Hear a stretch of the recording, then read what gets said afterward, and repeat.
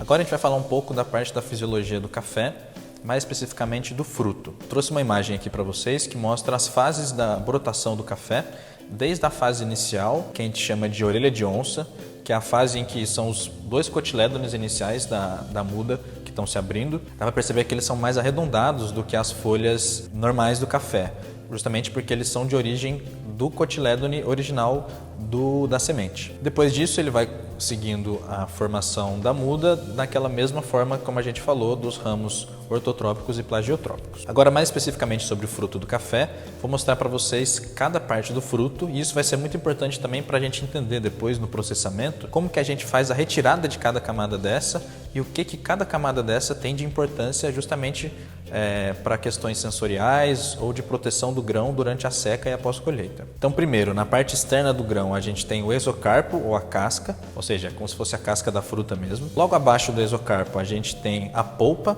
e em seguida a mucilagem.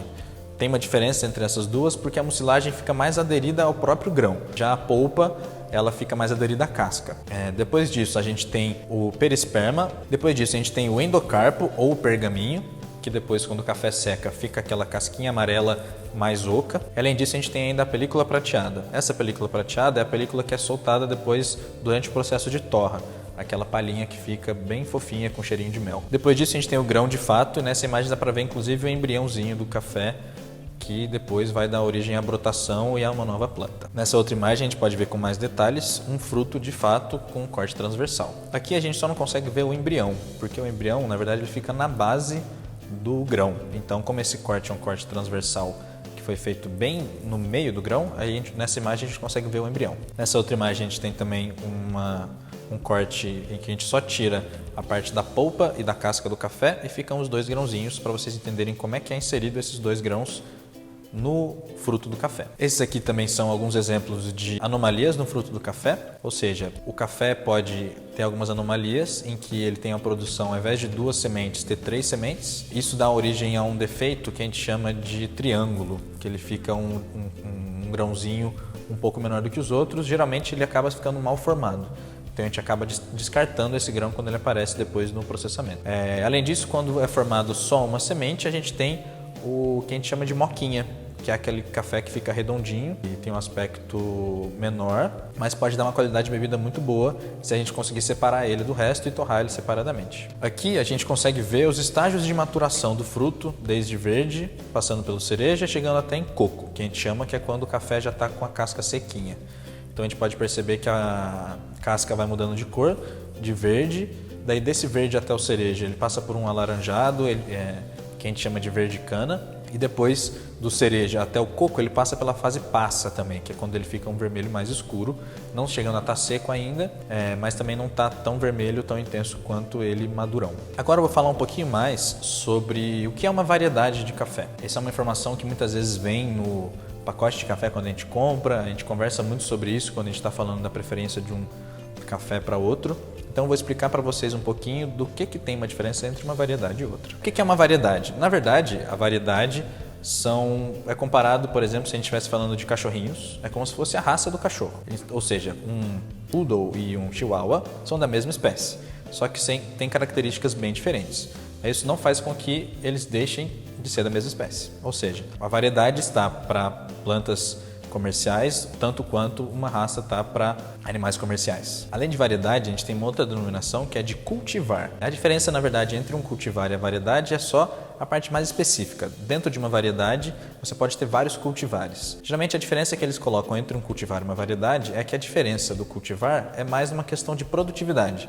Ou seja, enquanto na variedade você tem algumas características que eu vou mostrar para vocês, que são diferenças mais morfológicas mesmo, no cultivar são coisas mais detalhadas. Então, geralmente, a gente nem usa o termo cultivar quando a gente está falando comercialmente de café. Só quando a gente está na lavoura, quer falar especificamente sobre uma diferença bem específica entre uma planta e outra. Então, falando agora de variedade, eu vou trazer um pouco das diferenças que existem entre algumas variedades. No material de apoio, tem detalhado informações sobre cada variedade e um pouquinho até do histórico de como essas variedades vieram a ser utilizadas comercialmente. Eu vou explicar um pouquinho de quais são as principais diferenças e características que diferenciam uma variedade da outra. Uma das primeiras características é justamente o porte da planta, ou seja, é um pouco da estrutura dela, se ela é mais larga ou mais fina, mais alta ou mais baixa.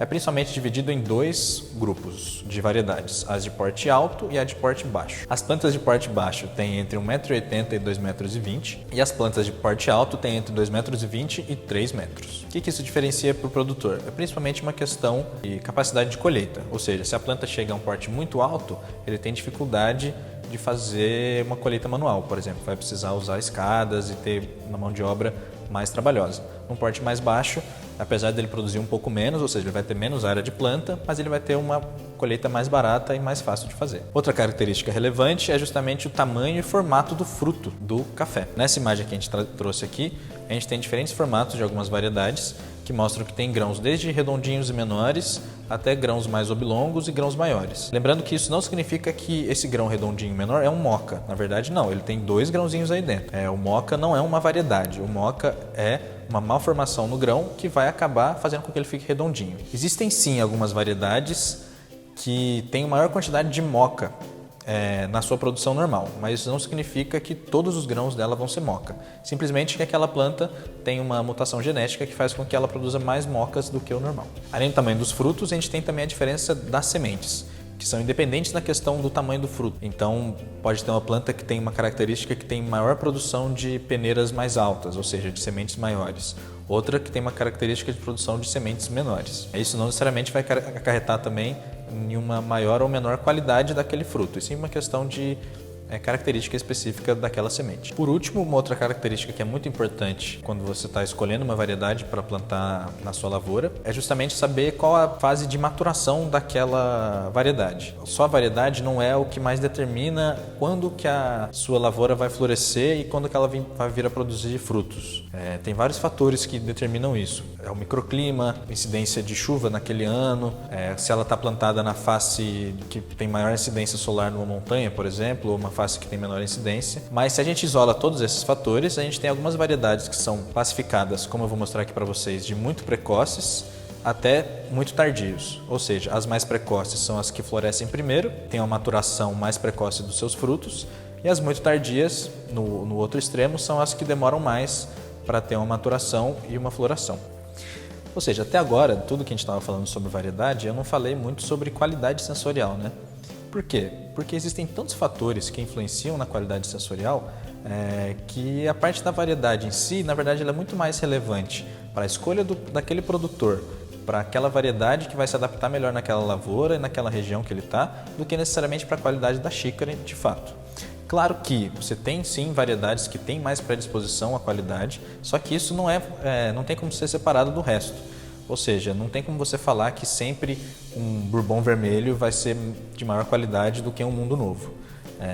Então, apesar da gente usar esse nome de variedade e a gente ter isso como prática, é muito mais uma questão para a gente diferenciar os microlotes, porque muitas vezes é como o produtor separa aquele plantio na fazenda dele.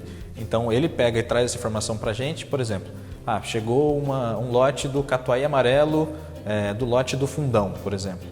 Então a gente usa essa informação para também trazer para o consumidor diferenciar aquele microlote, aquele lote específico com algumas características específicas. Só que não significa que essas características são intrínsecas da variedade, e sim que elas são características daquele lote. Outra coisa que é muito interessante também é que as variedades que a gente tem comerciais de café, elas não são 100% arábica. Como assim?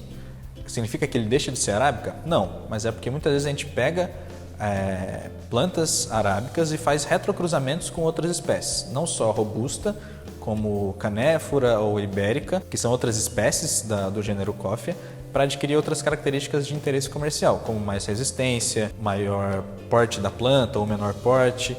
Tudo isso a gente faz pegando indivíduos, cruzando com o arábica, ou seja, muitas vezes dentro do arábica a gente tem várias outras cargas genéticas de outras espécies dentro. E isso é muito importante justamente para você desenvolver melhor aquela variedade que vai se adaptar mais para aquela região ou para aquele ambiente que ela está sendo plantada. Para essa questão de melhoramento genético e características de variedades de café arábica, um outro fator que é muito importante para o melhoramento genético é que a planta de café ela tem um alto índice de autofecundação. Ou seja, quando você fixa uma característica específica daquela variedade, seja um porte mais alto ou uma característica específica do fruto, você tem uma chance maior de que aquela característica fique e se apresente naquela população, naquela variedade.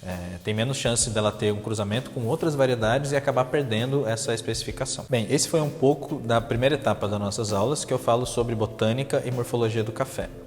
É muita informação, né, gente? Vão ter mais detalhados no material de apoio, informações sobre essas variedades, informações sobre botânica. Vocês podem depois pesquisar mais a fundo sobre isso. Vai ter um glossário explicando melhor esses termos meio técnicos que eu uso.